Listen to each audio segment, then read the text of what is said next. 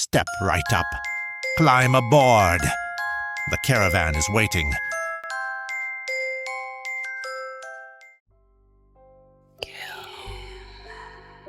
Surviving the Holidays, Part 2. The Extermination. Ice ticked the windows like fingernails on a coffin lid. The power had been doing a nervous little waltz since twilight. On, off, dim, bright, until it finally settled into a shivery glow that gave everyone great faith in electricity and absolutely none in the utility company. The landline on the wall wore its curly cord like a museum piece, and the dial tone had retired.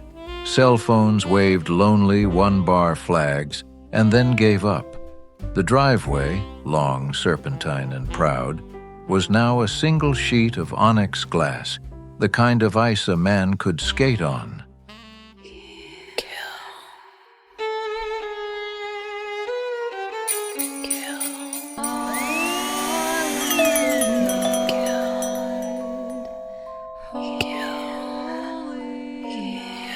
He sees it all at once. Chairs as pews, the table as altar, every bug in its place. He draws the first red line and, oh, the room finally quiets. Prudence touched his elbow. Howie! The blade hovered. The room reinflated, voices flooding back in, faces and bells and breath. Howard! Prudence said again, smiling a little tightly. The blessing first. He smiled back, showing teeth and patience. Yes, dear. He cleared his throat and laced his fingers together. One by one, hands joined around the table, lotioned, chapped, ring-bitten. Before we eat, He said, sighing deeply, eyes down. Howard nodded as if remembering a better time in his life. thank you for a roof that holds when the weather doesn't, for heat in the pipes, for a body that mostly works, for work-worn hands and an old chair that forgives a bad back, for this food, for... He swallowed and bit back tears. For my sister Tally, keep her tree lit wherever she is. He glanced up, a thin smile. And for family. Silence took a full breath. Even the cuckoo kept its beak shut. Amen. He said softly, and the chorus answered. Peace lasted exactly as long as the amen. The vignette started to close, color drained to pewter. Can I get a piece of ham? Peggy and Sally said at once. Rocco's empty glass was already out like a baby bird. Prue, little white babes? The paused music punched back on a notch louder. Forks scraped teeth. Gossip detonated. Complaints and compliments arrived in the same breath. Howard watched the quiet get bulldozed and felt the old pressure tap the glass behind his eyes. The bugs whined.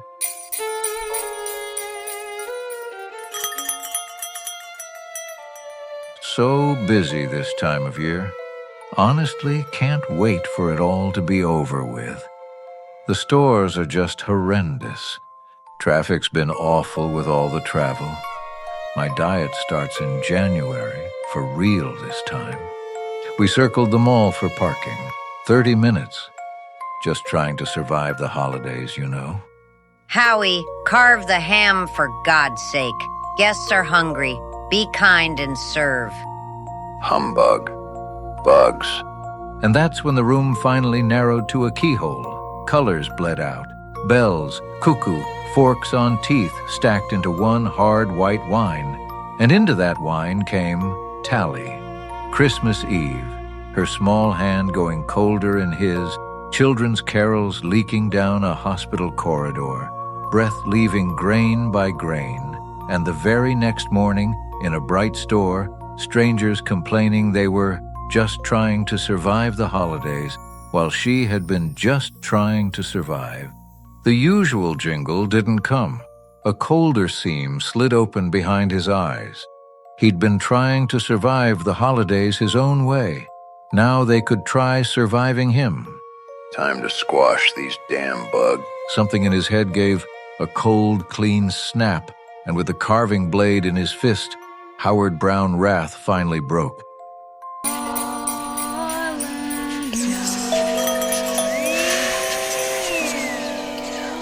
The blade throws my eyes back at me, stranger eyes. I ease the tip under a seam of fat just to feel it give. It's time to make my fantasies come to life. He carved properly at first, because there are forms to respect even when the soul is preparing other business.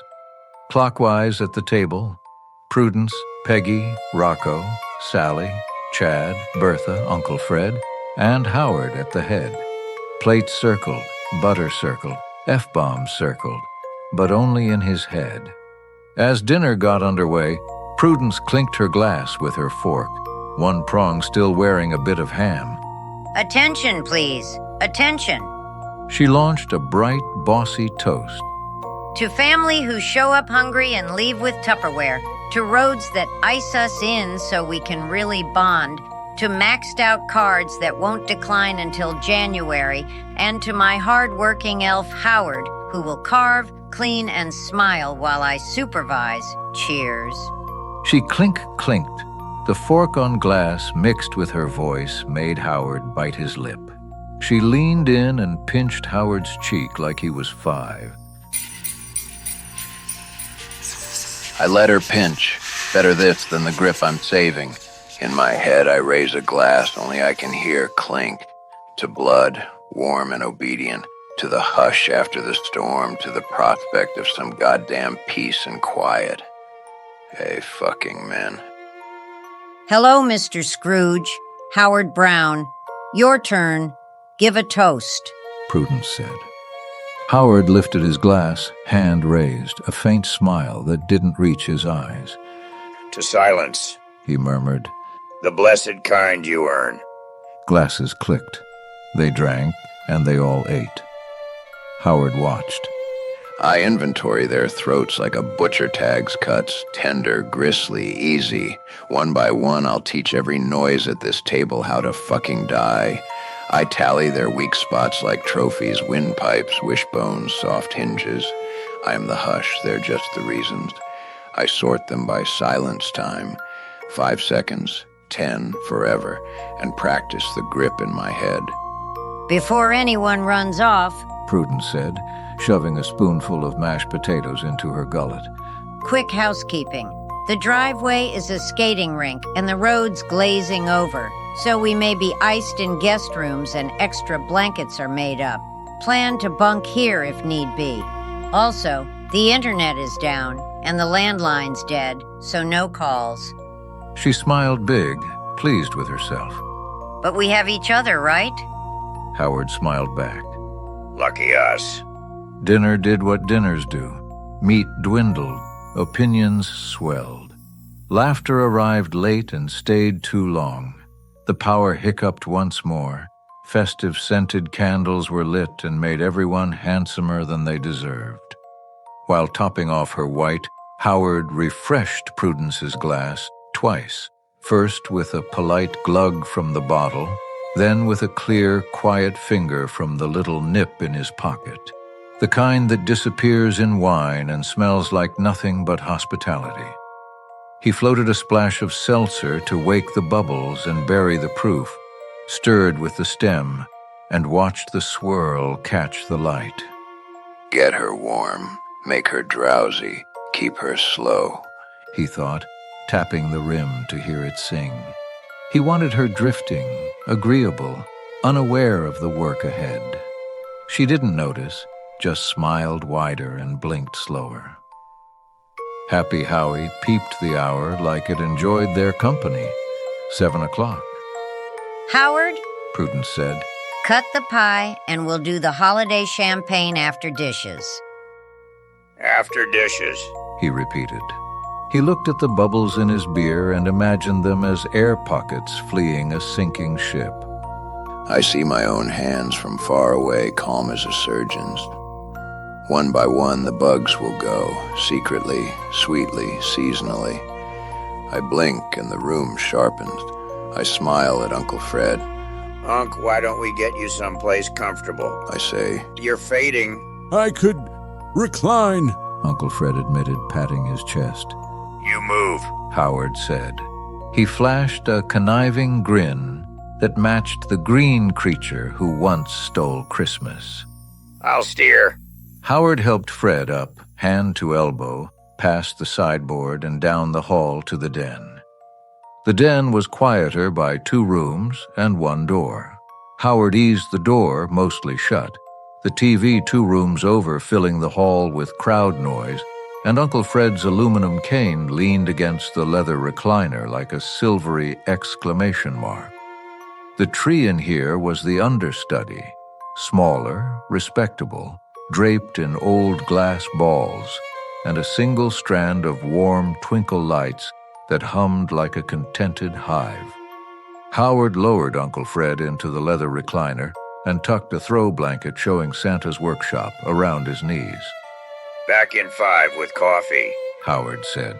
Stay put. Uncle Fred made the noise of a small accordion being hugged.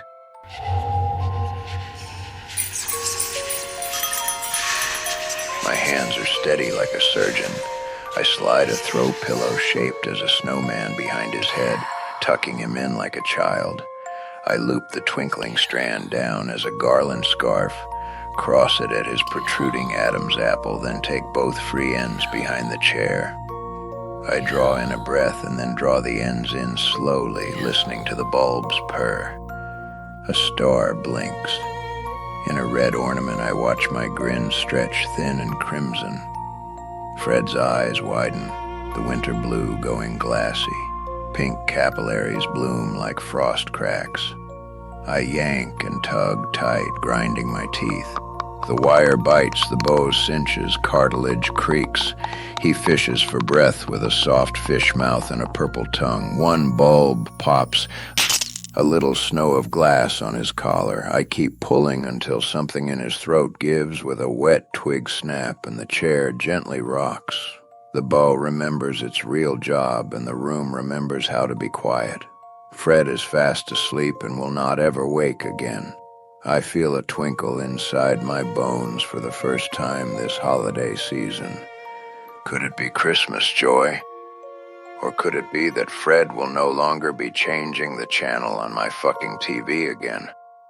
The bulbs kept glowing.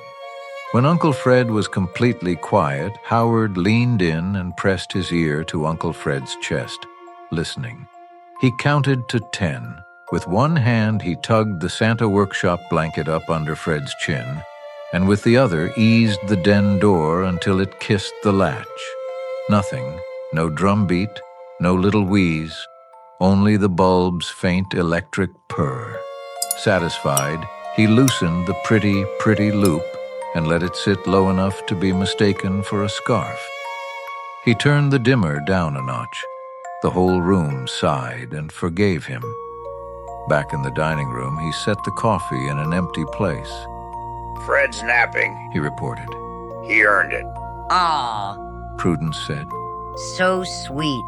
Humbug, I say, and fight the urge to go back inside the den and bash Uncle Fred, now known as Uncle Dead, in the face with his cane.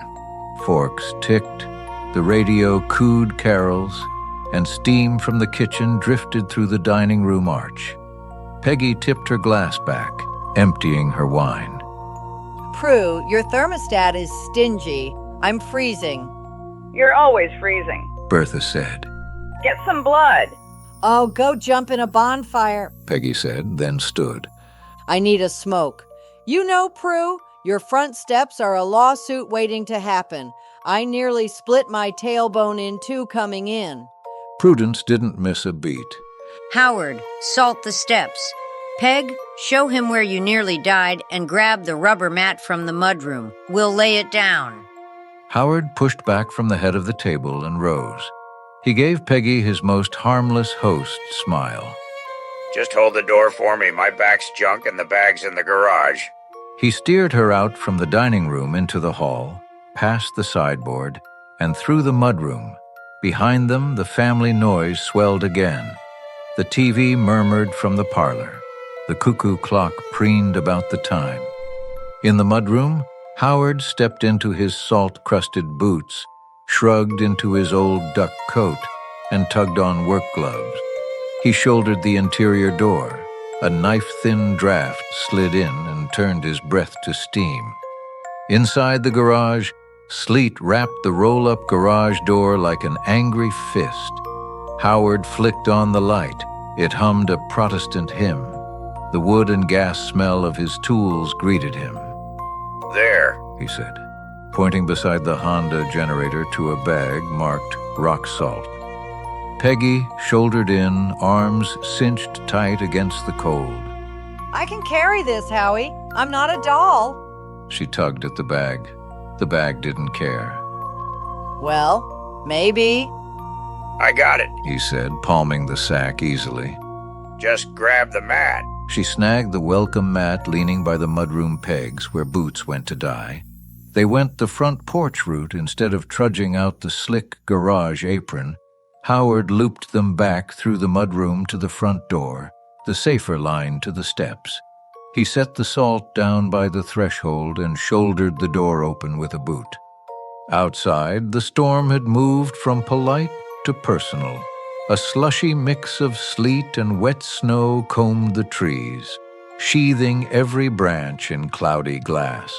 The porch, the steps, the long driveway, 100-foot snake-backed slope, the whole hill was iced over and mean. At the mouth of the drive, one side wore the mailbox, a dented rural tin on a leaning post, red flag frozen at salute, its lid stenciled with snowmen Prudence painted in November, while the other side was claimed by a decorative boulder the size of a chest freezer, flat-topped and mica-flecked, keeping lonely watch beneath the black pines. Prudence had tried to make it festive, a holly garland frozen hard as barbed wire, and a strand of solar fairy lights trapped under a glassy skin. I shake a showy line of salt, stagecraft, while she thumbs her lighter and pulls at a menthol, complaining.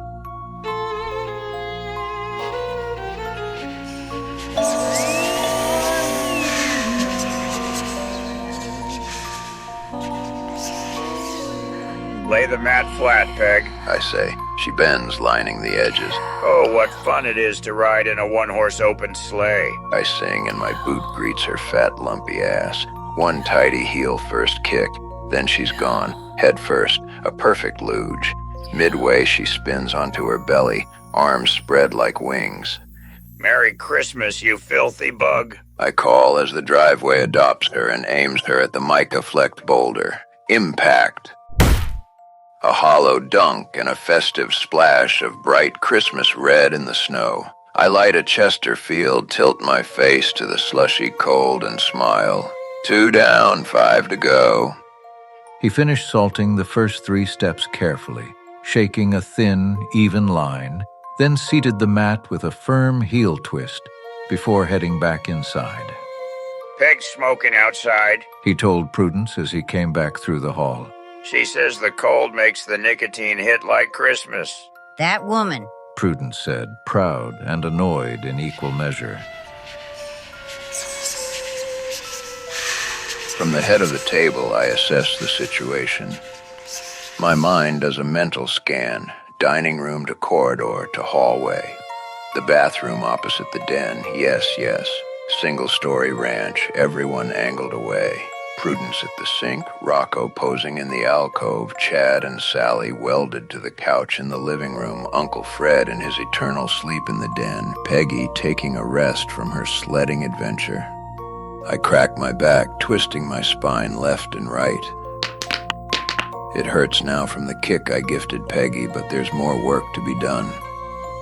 Prudence is slurring her Christmas caroling from the kitchen. This is good. I will save her for last and can't have that fucking cockroach ruining my plans. I feel as if her big bug eyes are always watching me. I'm picturing her stupid face singing and her fat hips swaying as she sings, and I'm not sure if I want to choke her or take the carving knife and stab my ears. I don't do either. I down my half-filled king ale, slammed the empty can down on the table, and let out a glorious belch. I crushed the tin can, imagining Prudence's neck in my grasp. I imagine the tips of my fingers popping the flesh of her neck one at a time as I squeeze and squeeze. Sweet bug blood sprays my face. I burp again, bringing me back to reality. I need to piss before I exterminate my next victim. Howard headed to the hallway bathroom. He saw the light puddled amber under the door. Inside, fan hum, a scent of cheap pine, and Bertha's grunting opera. The counter wore a snow village of toiletries.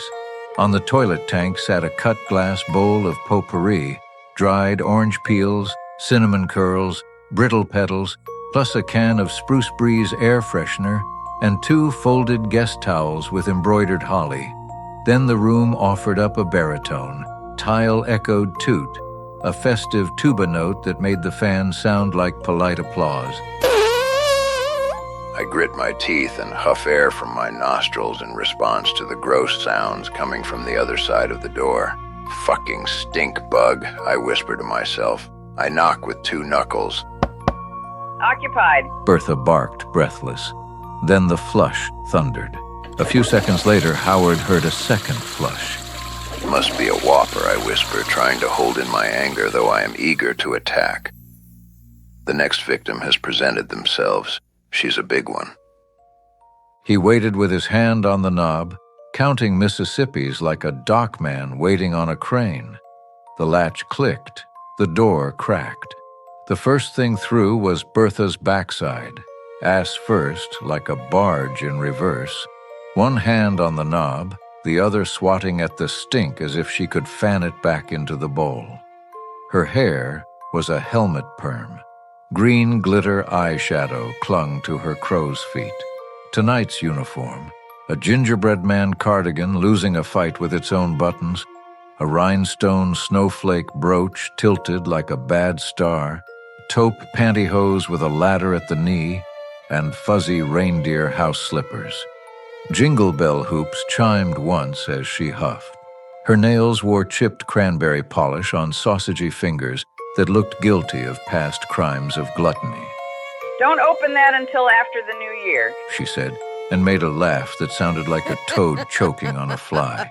Burnt popcorn over raw sewage and sauerkraut rolled out. Give it a minute. She said. I did a Bertha of a...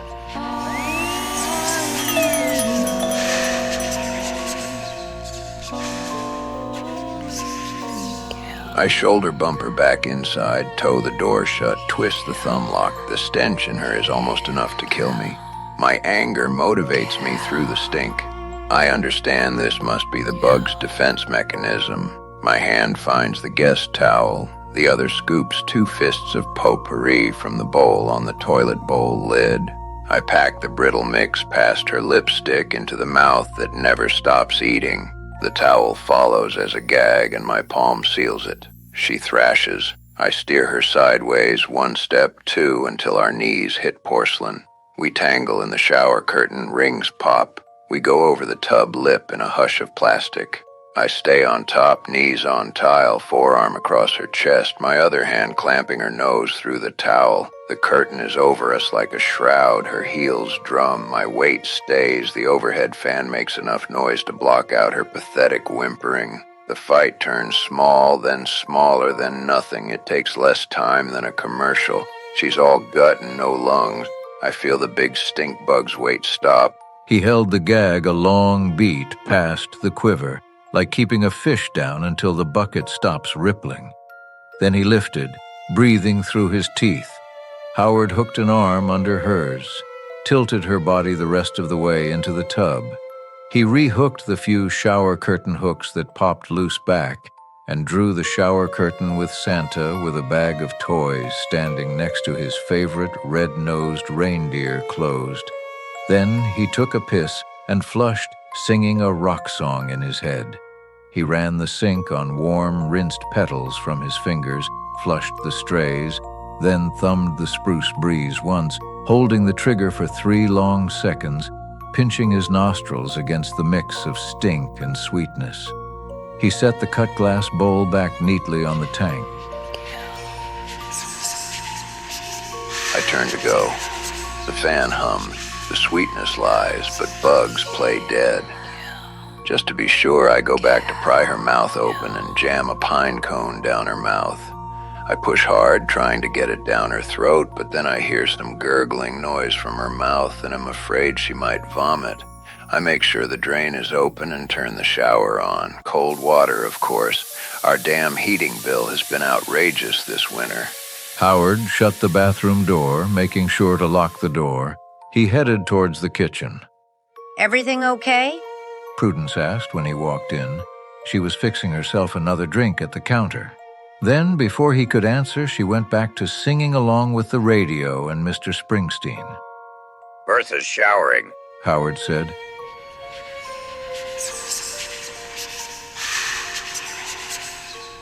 I lean over my wife's shoulder and plant a kiss on her cheek. "Merry Christmas, darling," I say. Her neck twists, and I see the spider web of wrinkles form on the back of her neck as her head turns and her lips pinch to kiss the side of my mouth. I stay behind her a second longer, staring at the back of her neck, the flesh, the wrinkles, that flesh. I think about what her neck would look like if I hacked it with an axe. This reminds me, there's more work to be done. My back is sore, but like my father always said, broke don't take holidays. Happy Howie chimed 8 times.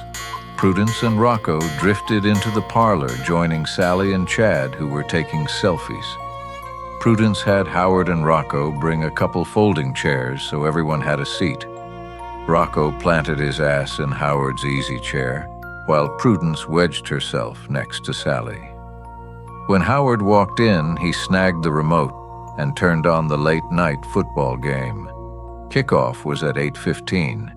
Giving Rocco a look of disgust, he sat in one of the plastic folding chairs, and as his ass hit the seat, he sighed. Howard, be a dear and fix me and Rocco a drink. That festive whiskey eggnog is like drinking Christmas.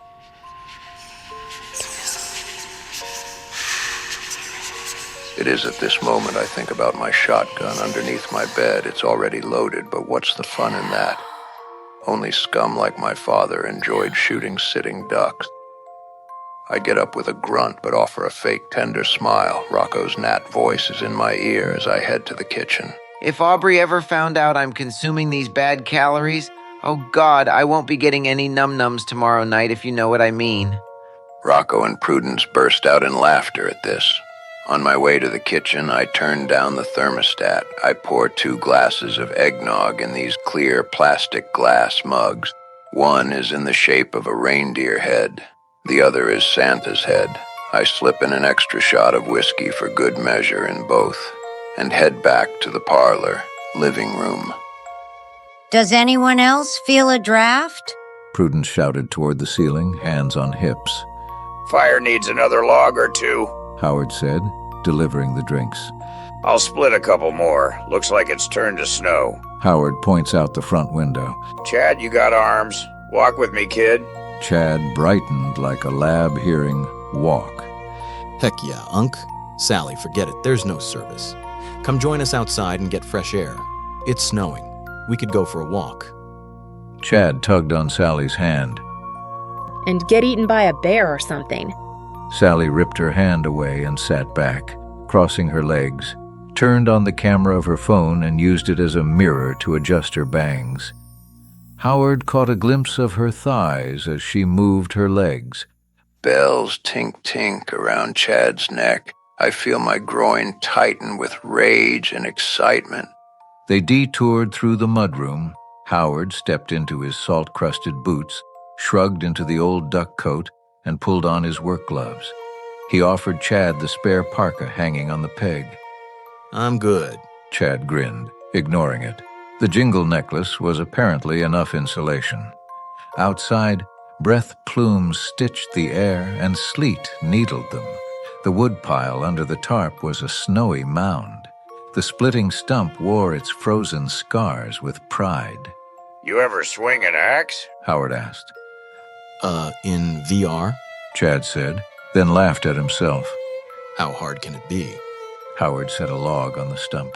Grip high, let the weight do the work. He demonstrated a clean split. The halves hopped apart. Sweet, Chad said, rubbing his hands together and rolling his shoulders before taking the axe. He set a fresh log and raised the axe high. I step in tight behind him.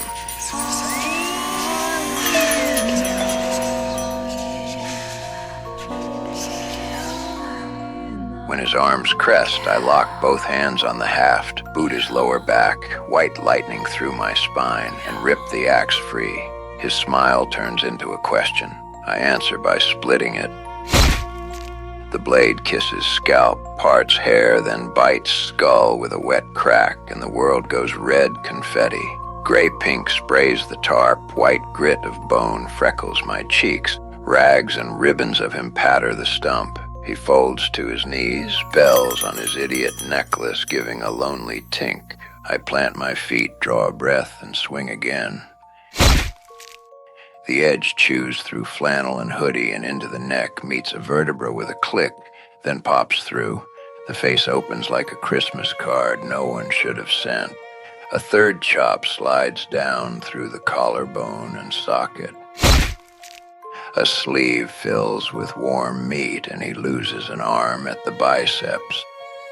I keep time with a cheerful carol about decking halls, tidings of comfort and spleen, and make neat work. A fourth blow hacks the pelvis so the hips buck. A fifth frees the other arm, and a sixth sticks in the spine. So I have to put my boot on his sternum and lever the blade free with a butcher's grunt. Steam rises, red ropes puddle, the snow drinks and still asks for seconds. I hum the refrain and chop until the bells go finally, blessedly, quiet inside my brain. Howard split another log for form's sake, set the halves in a neat stack, and while the wind erased footprints, snow chewed the red. He wiped the axe clean with the stump towel and a fist of wet snow. He pulled the tarp back over the pile. He took a moment to lean on the axe and admire the neighbor's porch light, fighting the storm 2 ridges over. He looked up into the Christmas Eve night and let the fast-falling snow hit his face.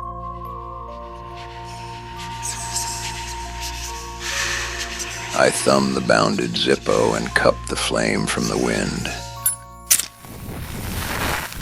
The Chesterfield catches with that sweet paper crackle tip orange as a tiny coal from hell's hearth. Snow needles my cheeks and melts down to cold tracks. I let it.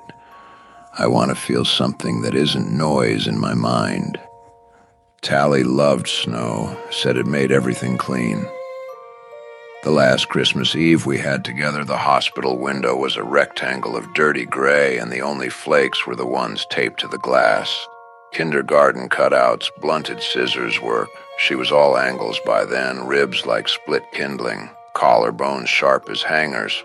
The chemo made her hair a burnt sugar halo stuck to the pillow, and her skin had that waxy candle look, the wick almost gone. She had the look of death. Soon she'd be the ghost of Christmas past. Her lips went the wrong blue. Every breath rattled like a nut in a tin. Pull air in, lose a little more of herself, pushing it out. IV, pump, tick, tick, tick, like a cheap clock that didn't care what it measured. She squeezed my hand with bird bones and apologized for wrecking my holiday. Imagine that, a throat full of ghosts, and she worried about my Christmas. I told her to hush and rest. I lied about the carolers in the hall sounding nice. They sounded like a saw biting wet wood. I asked God for a Christmas miracle. Ma and the old man didn't come. We don't want that to be our memory of her, Howie, Ma said on the phone. The old man grunted something about ham in the oven and church in the morning and how death had lousy timing. Christmas, he said, was a dick of a hassle to begin with. I stared at Tally's chest and counted the rises until I couldn't stand the counting anymore.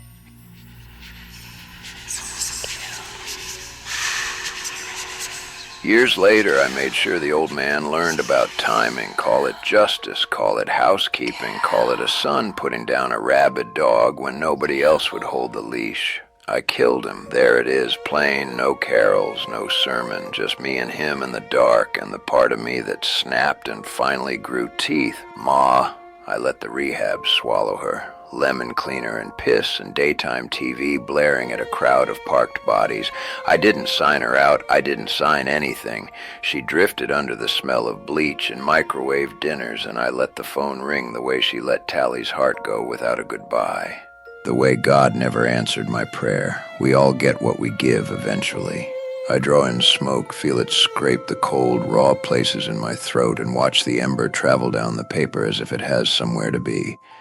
The snow chews the red. Good snow, good dog. Erase, erase, erase. Across the ridge, the neighbor's porch light tried to argue with the storm and lost, flicker by flicker. I lean on the axe and let my back complain like old rebar. Sing your song, you rusty bastard, I've heard worse. Peace, not the card kind with doves and glitter, the kind you pay for in full and in private, when the world stops pawing at you for cheer and forgiveness you never had to spare. I take another pull and taste the paper, the tobacco, the years. Tally deserved quiet. She got machines and a view of a parking lot. I'll take quiet for both of us. I tipped ash into the white, and the wind carried the smoke into the black trees. The house behind me hums, glasses chiming, voices nesting in the rafters like starlings. A hive. Always a fucking humbug hive. I grind the Chesterfield under my boot, tuck the Zippo back into the chest pocket of my flannel, and pull the tarp tight until the cords sing. Humbug. I tell the storm, and the storm agrees. I scoop snow in my palms and scrub my face clean of blood and head back inside. Wood split, Howard told the room when he came in, stomping his boots on the mat and hanging the duck coat on its peg. Youngblood's got a knack. He's going for a quick walk, he said. Sally smiled without looking up from her phone. He's good at everything. Sure, Howard said. Humbug. The living room held them for a spell. Fire throttled low, the Fraser breathing sap, Prudence fluffing pillows and straightening the throw, Rocco at the sideboard fizzing seltzer into white wine with priestly concentration, Sally cross-legged on the sofa near the tree, boots off, phone in hand. The storm pressed its wet face against the windows. The twinkle lights did their little waltz. Does the plum pudding have added sugar? Sally asked, cheerful and prissy in the same breath. I'm avoiding sugar. It's inflammatory. It took her another minute to notice the empty space where bells should be. How far did Chad go? She said, too breezy. Howard settled onto the folding chair in the living room, eyes on the TV. 8:30, second quarter, New Jersey Dolphins at the Washington Knights. He took the candy cane he received from the carolers out of his mouth. Chad said he wanted to check the ice. Howard popped the candy cane back in the corner of his mouth, sucking the straight end hard. To see how bad the road is. He asked about my tools before. Might be admiring them in the garage now. Sally stood, smoothed her green skirt. He better not be cheating on me with a deer, or worse, a socket. She headed for the hall past Prudence's shoulder.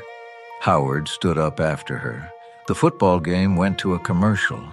Grabbing another beer from the garage, he mumbled. Rocco was examining Prudence's painted nails, and neither of them heard him. Oh, this gloss is fabs. Is that dipped or acrylic? Rocco was asking as Howard followed Sally.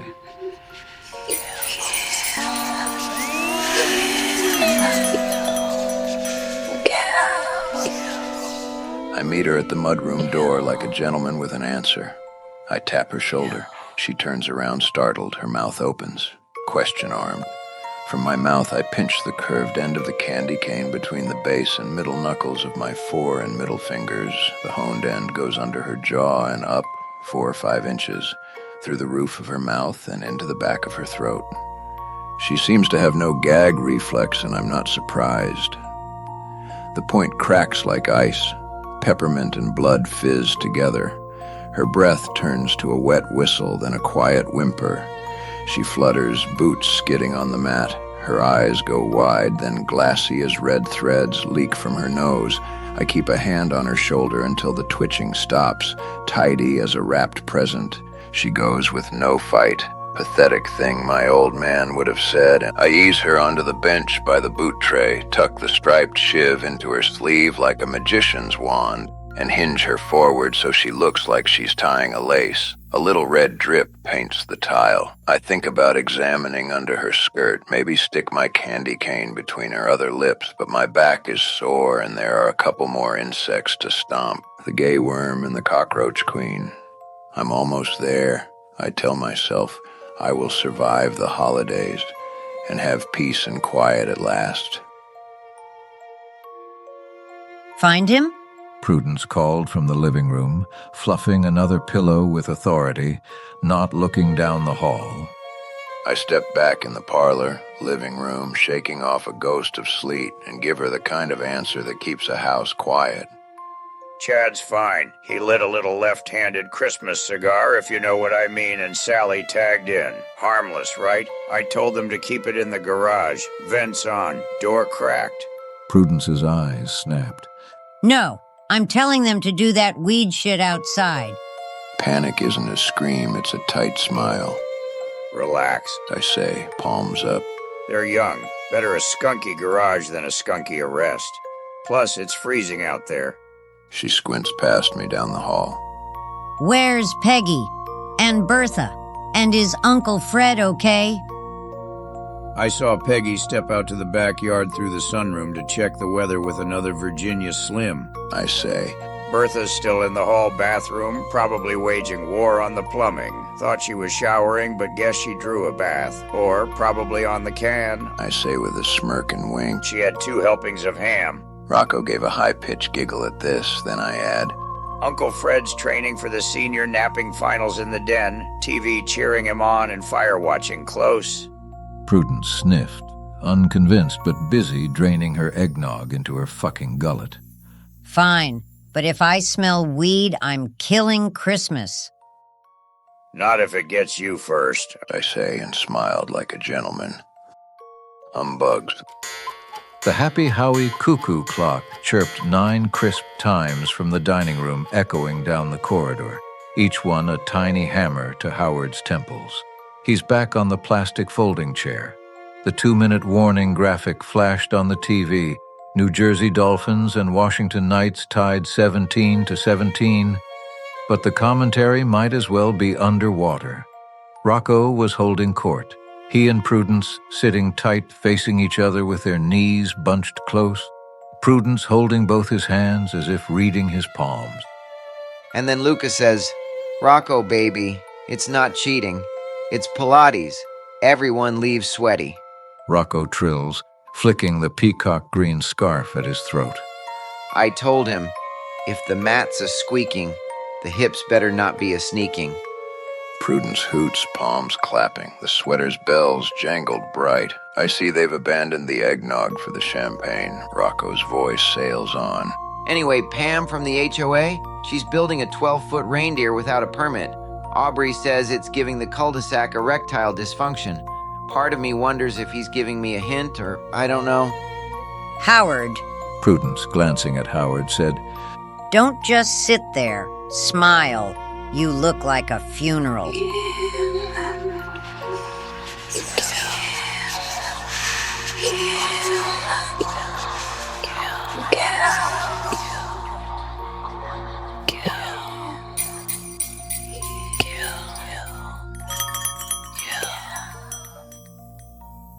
She reaches over the arm of the chair and pinches my cheek. It stings, like a bug bite. The Happy Howie bird resets its door with a wooden click at 1/4 after. I imagine snapping it off and feeding it to the mechanism. I force air through my nose. Anyone need wood on the fire? I ask. Rocco flicked a hand. I'm hot, babes. He fanned his scarf. Aubrey says my inner thermostat lives in Ibiza. Good, Howard said. Wouldn't want you freezing. I lean near Prudence's ear, smelling eggs, hairspray, and candy cane lotion, and say, 2 minutes till halftime, Prue. So, be present, Howard. She says, patting my hand like I'm a damn dog that forgot a trick. Bells sparkle against my wrist. I feel my jaw tick. Tally, I think.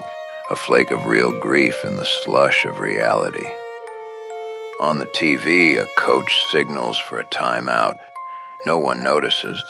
Rocco has started another story. And the Lash Tech double-booked Aubrey again.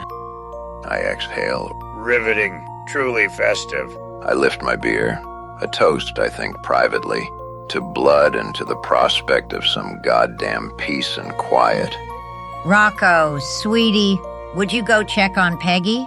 Out back behind the sunroom. God forbid that a woman in her shape slipped. Prudence said. Rocco stood, patting his crimson velvet lapels and fluffing the peacock green scarf at his throat. On it, doll, He said, already swanning toward the sliding door. If she's smoking, I'm writing her up. Howard rose too. Halftime stretch. He said, palming the cold holiday champagne by the neck with one hand and scooping a fat gold bauble off the sideboard with the other. They moved down the hall, through the kitchen and into the sunroom, glass on three sides, frost spidering the panes, a slate step down to the backyard. The storm hissed wind. The yard beyond was a crooked postcard, iced hydrangea heads like helmets, patio chairs glazed to sugar, the birdbath a solid white puck. The gutter wore a jaw of ice teeth. At the far corner, a 12-inch icicle hung fat and knife-sharp, a clear spear tapering to a cruel point. Careful, Rocco said, breath ghosting. He hugged himself, loafers skidding an inch on the slush. This yard is litigious. Howard pretended to study the bauble. Think she went past the hedges. Rocco cupped his hands to his mouth and called into the sleet. Peggy!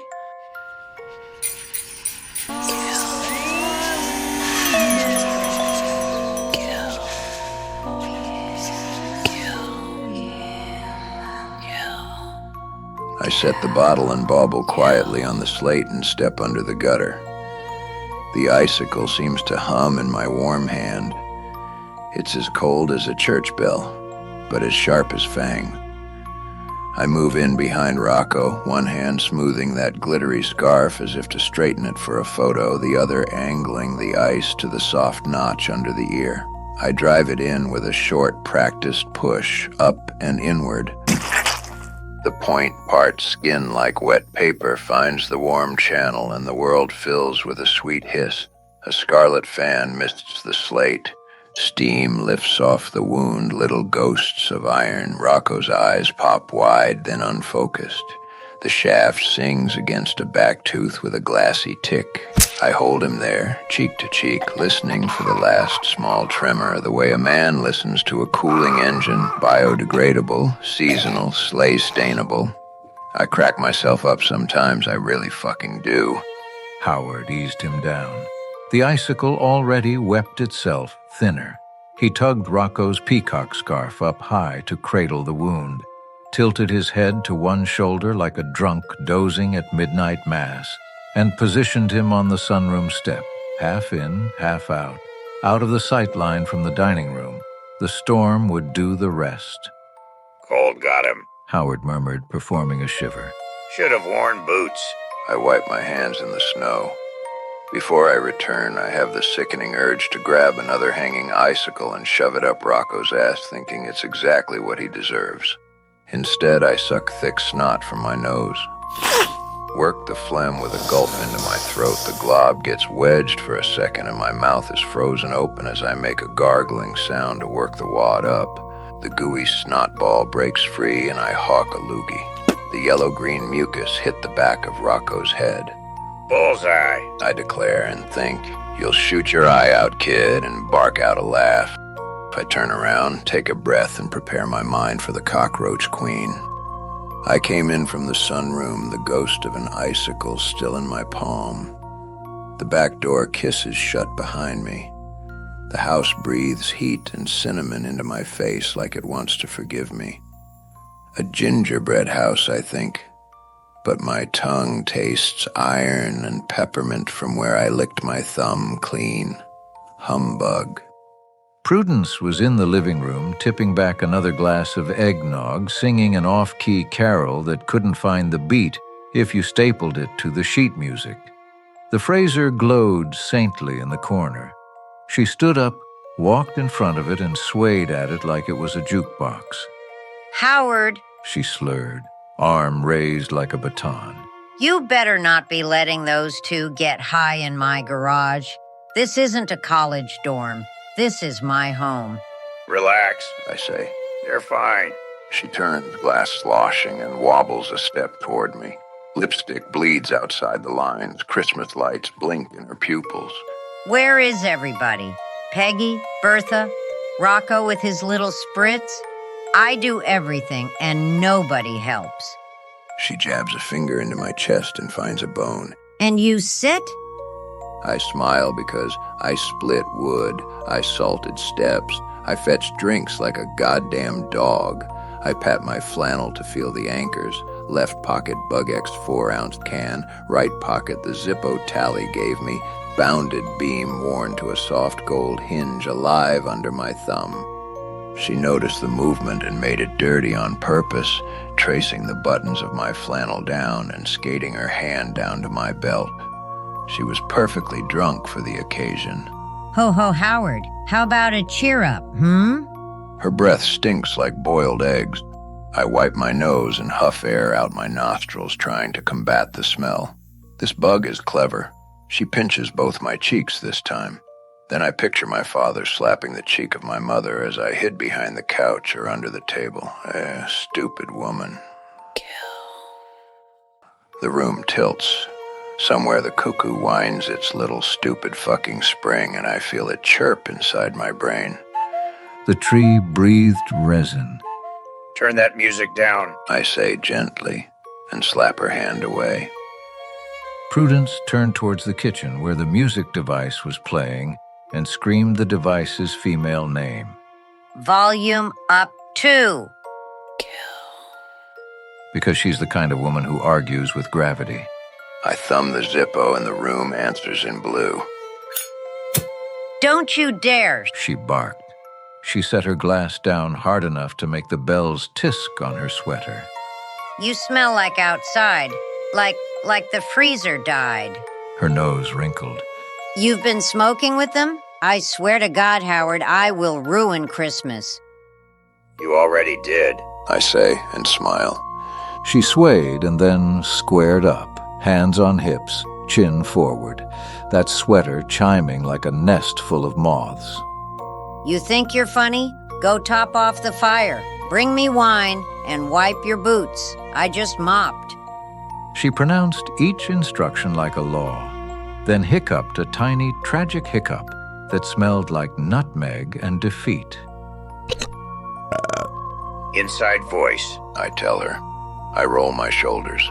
The world narrows its aperture until only the tree, her sweater, and my thumbs exist. The pressure system behind my eyes comes on. Do not start with me, she said. I'm festive. You're dry tinder. I say. Howard Wraith, don't you talk to... Merry Christmas, you filthy bug. I scream. I thumb the Zippo again and it answers in winter blue.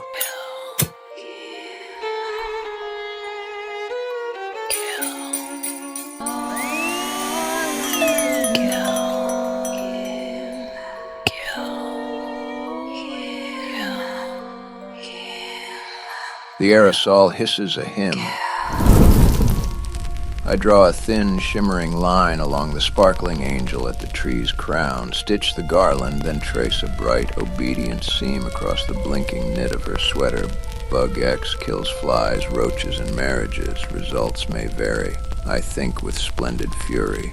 Fire touches the seam and the room takes a breath, then gives it back as a soft whoomph that kisses eyebrows and makes bells hysterical. Flames love her. They climb and cling. She pinwheels into the Fraser, and the Fraser answers. Tinsel crinkles and shrivels. Sap bleeds in amber tears. Ornaments hiss and weep. Her acrylic nails go first, melting the tips of her arthritis, gnarled fingers with sweet chemical smoke. Hairspray flashes in a blue halo. The sweater bells puddle into chrome teardrops. She screams, high like a tea kettle, then ragged, the note tearing as heat tightens her throat. Blisters purl along her forearms and burst. Skin peels in satin ribbons that curl, blacken, and drop. The smell turns into salon sweet and roast meat. She slaps at herself and leaves handprints that stick and string. When she braces on the mantel, her palm adheres, threads, and comes away webbed in pink. Stockings glaze to calf, knit fuses and shrinks, a knee gives, an ankle twists. She writhes, kicking, bells pattering across the rug like sleet. I step in just enough to shepherd the line, to keep the burn tidy from sweater to tree, admiring. The Fraser spits and pops, sap boils and weeps some more, ornaments hiss. Her mouth opens too wide and her voice becomes an animal whine. Teeth flash, gums blanch, hair goes all at once in another blue puff.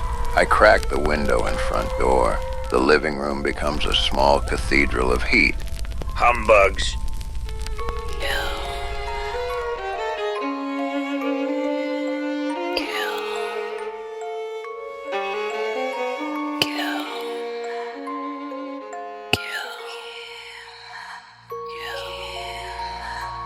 Happy Howie chirped.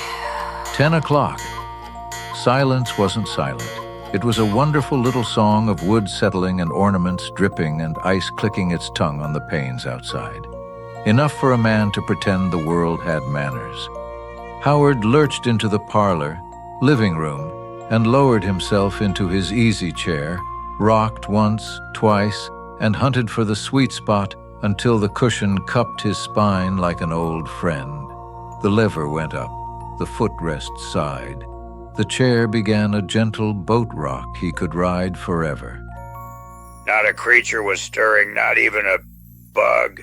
Howard said happily. He cracked a king ale. Then another. Hiss, foam. Oh God, yes, it was a lullaby. On special nights he let himself pack the pipe, tobacco that smelled faintly of cloves and old leather, and tonight was very special. The first draw warmed his throat, the second blurred the corners, by the third he was humming Silent Night with a happy slur, words mashed into a private carol only the drunk and the forgiven can sing. Silent. Howard lifted his right thigh, farting between the song's pause. Night. Holy. He jerked his head to one side and tightened his neck and burped. Night. The tree across the room was a pleasant glow of embers, whispering sweet Christmas secrets. The Fraser's ribs glowed orange in the dim light. Where Prudence had been was now a neat gray drift and a few stubborn artifacts. A scorched brooch like a black star, a ring gleaming dully, sweater bells puddled into chrome teardrops. The house smelled like a pine funeral. C3 Sports had the late game on. New Jersey Dolphins at the Washington Knights, fourth quarter under sleet, the field a green bruise. The ref under the hood looked like a priest about to absolve a nation. Howard rocked, drank, rocked. The pipe ember pulsed to the 2-minute warning. I did it. I made quiet, tally. I kept the tree lit for you, see? I kept it lit. I survived the holidays. Howard, Prudence said. He didn't look away from the television. He smiled, eyelids heavy. No. He told the room, the ash and the universe.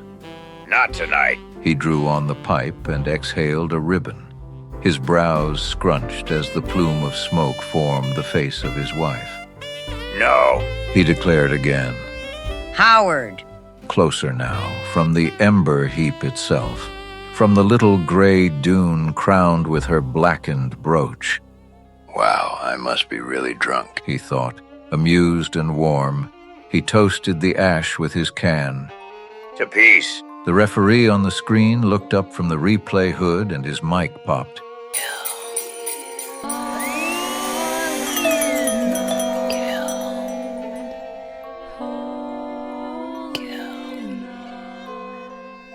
stadium hush fell. When he spoke, it was Prudence's voice, bright and bossy and impossibly in sync with the man in stripes. Howard Brown. The ref said, lips moving wrong. Wake up, Howard. Time to clean the dishes. Get the holiday champagne. Make the toast, Howard. Howard's smile stalled. The chair rocked. Pipe smoke curled question marks. Somewhere in the house, a faint tink. Tink rang. Cheap bells he knew too well. And then the cuckoo began to count to 11 o'clock. 1, 2, 3, 8, and it stopped. No, damn it. Oh God, no, it can't be.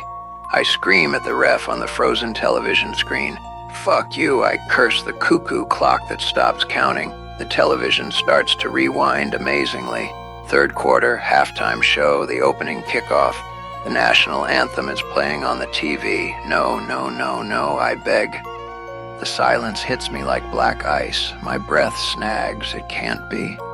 The seam in my head zips shut, and another world tucks in its corners. The Fraser is big, green, and bright with twinkling ornaments and sparkling silver tinsel. I must be going crazy, I think, and then...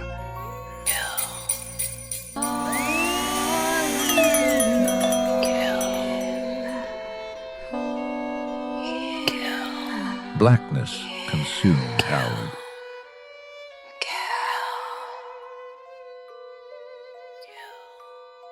Earth to Howard. The room was bright. No smoke had fussed the ceiling. No evergreen had blackened. No glass had surrendered.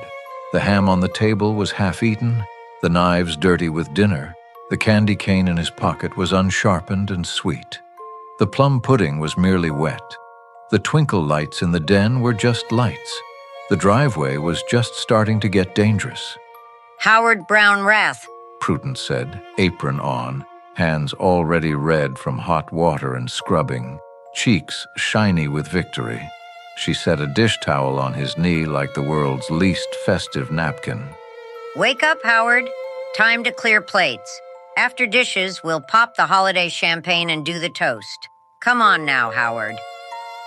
Around Prudence, the family was miraculously alive and exactly themselves. Peggy bitching about salt, Bertha arguing with a cookie, Rocco engineering a drink, Chad telling Sally a joke about a raccoon and a Santa hat. Uncle Fred with his mouth ajar, head cocked, eyes glassy, and that stupid lost look on his wrinkled face. Happy Howie cuckooed the hour like a laughing bird who had enjoyed a private show. 8 o'clock. The pressure behind Howard's eyes flexed. He stared at his empty hands as if they had been gifts he misused. He pictured Tally's little tree, the one he'd asked God to keep lit, twinkling somewhere he couldn't reach. Humbug, he thought, tender as a prayer.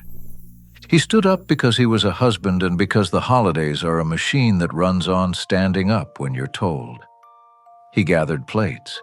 He carried them to the kitchen like offerings. He rinsed them under water that steamed his knuckles.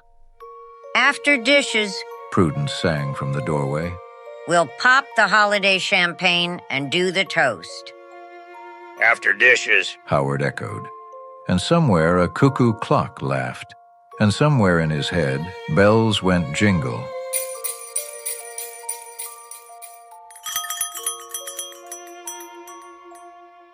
And then stayed mercifully, monstrously, beautifully silent. The kitchen had emptied into its own small church. Faucet hymn, plate clack, hot sink water vapors like incense. Howard stood at the sink, wrists in scald, running the sponge over the last platter until it flashed. The butcher knife lay in the basin, long and patient, its steel bending his face into a funhouse grin. He breathed, steady. In the steel he saw Tally's little tree twinkling where he couldn't reach, and heard the phrase that had owned his day, surviving the holidays. Prudence's voice came from the doorway. Howard, are you done yet? He didn't turn. He watched the knife watch him. In the steel, his eyes looked calm. In the steel, his mouth looked like someone else's. Humbug, He thought, tender and mean at once. He felt her before he saw her. Heels on tile, sway of apron, a finger that jabbed his shoulder like a doorbell. Excuse me, mister, but I asked you a question.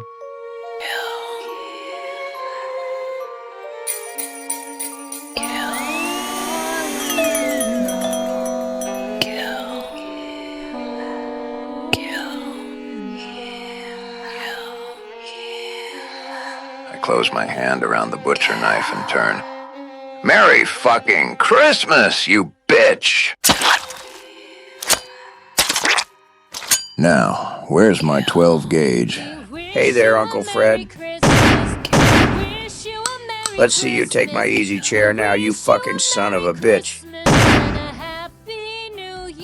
Hey, Peggy, Bertha, eat this, you fat asses. Hey there, Rocco, you jingling fucking homo. Sally, you slut. Hey, Chad. Die, you fucking tool bag.